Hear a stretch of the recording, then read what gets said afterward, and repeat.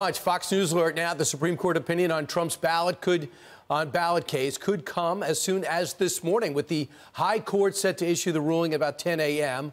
That on the eve of Super Tuesday. Here to discuss is former House Oversight Committee Chair and Fox News contributor Jason Chaffetz. Congressman, is there any doubt in your mind that they're going to say you should stay on the ballot? Well, I guess anytime a court makes a decision, you don't know quite what's going to happen. But it is the absolute antithesis of being pro-democracy to suggest that the way you promote democracy is by making sure your opponent is not on the ballot.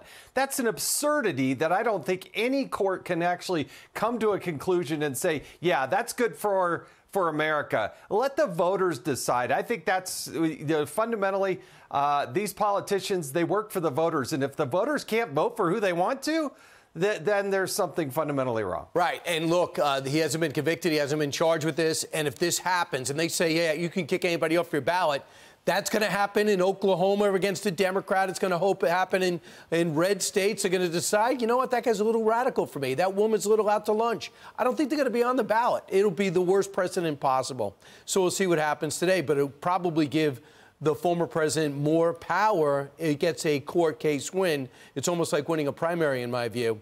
The other big story is what happened last week, and that is the Supreme Court decided to take the immunity case. Should a president be immune from a criminal case, but for what he did when he was in office? And on January 6th, he was in office. Here's what Jamie Raskin said. This was an obvious case not to take up and just to let the D.C. Circuit Court ruling stand. We don't have a king here. We had a revolution against a king, and the Constitution is written so the president's main job is to take care that the laws are faithfully executed, not faithfully violated in his own interest. The president's case was the former president came out and said, look, let's say I'm in office and I do something that people think resulted in something negative for them. They can go sue the president, and no president's going to make a decision if they're going to face a plethora of lawsuits for things they did in office. Do you think that's a solid case?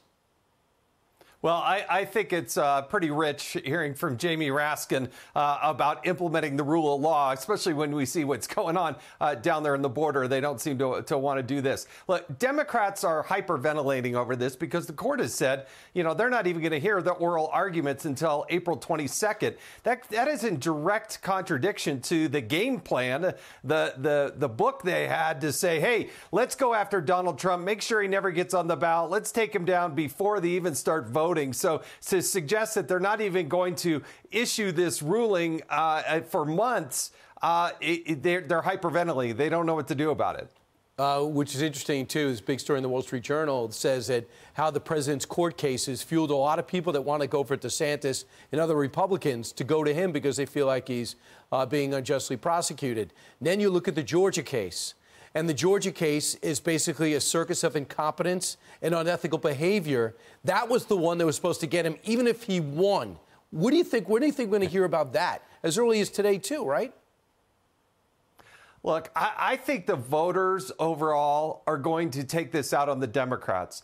There is no clear case in any of these against Donald Trump. The jury pool is the American people. And if you haven't been able to articulate why Donald Trump should be in jail, not on the ballot, then you're going to lose your case. And they've had these ridiculous assertions against President Trump. None of this should have been happening. It's all a political witch hunt. They want to take him off the ballot because they're so threatened by him.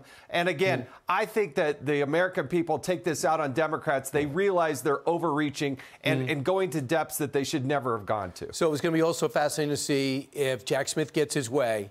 He kind of has given up in a way of getting that case, the January 6th case, done perhaps by Election Day, but now he's going for the documents case. He says, I'd like the date to be in July. And the Trump team says, what about August 12th? But the process of getting a whole staff with the highest security clearance to read these secret documents that would allow them to come up with a defense against what Jack Smith has seems to be hard to fathom. But can you imagine, Jason, if they actually get this thing lined up and queued up by September or October, and the former president has to sit in the courtroom 10 hours a day in the final legs of a campaign? I could see that happening. Well, each time the Democrats have tried this thus far, Donald Trump's poll numbers have gone up because the American people know that a president and a former president can actually determine the classification of those papers. And when you don't prosecute Joe Biden for doing far worse as a senator and those types of things, they understand there's a dual system of justice, and they take that out at the polls. It does not work to the favor of the Democrats. Just read the Robert Hur report. For those people who are independent, undecided, read the Robert Hur report. At one point, he has classified documents in his hands to the ghostwriter, and he goes, I found classified documents. And you know what? No one knows I have these. He actually says it in the documents, and they go too incompetent to actually prosecute. Thanks. Jason Chaffetz, it's a fascinating time. Thanks, Brian. I'm Steve Ducey. I'm Brian Kilmeade. And I'm Ainsley Earhart. And click here to subscribe to the Fox News YouTube page to catch our hottest interviews and most compelling analysis.